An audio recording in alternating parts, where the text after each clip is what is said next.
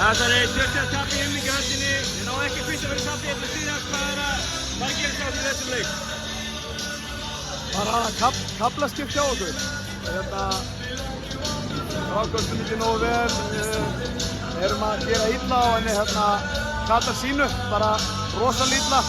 Hún er að opnast bara eftir eitt skrín þegar við planið okkar þar bara fer í vaskinn, við gerum þetta ekki nógu vel og bara, já, það var bara ekki kaflar sem voru góðir hjá okkur og annar leikluti var mjög góður og svo bara, já, bara ekki nógu gott og við þurfum bara að gera miklu betur ef við ætlum að fara að komast í lokaúrslitin.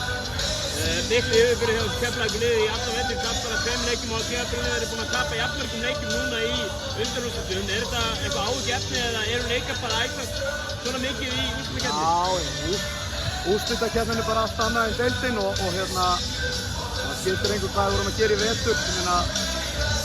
Stjörnuliðið er búið að vaxa mikið í vetur og er bara erfiður andstæðingur og ég veit ekki hvort það sé, ég veit það ekki, þú veist, ég veit alveg að það var ekki þannig þó að sé svona út á við talaðum eins og, þú veist, þetta átt að vera bara svona þægilegt fjarlúrslit hjá okkur en það er náttúrulega bara það alls ekki og þetta er bara hörkulið, Stjarnan og en, þú veist, við höfum ekki ennþá náð að sýna bara topp leik, skilju, þar sem við erum bara á bensíngjöfinni bara í grimmd og baráttu og varnarlega og allan svona mestan leikinn, þannig að það er eitt séns í viðbót í það og við bara verðum að mæta með það á mánudaginn.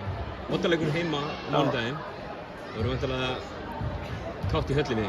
Já, ég meina fyrir hinn almennilega körfubolta þá var alltaf gaman að fá oddaleiki og gaman að taka þátt í? Ég meina við erum bara í 2-2 stöðu og við þurfum að vinna eitt körfuboltaleik til að komast í úrslit og það er bara okkar að nýta það.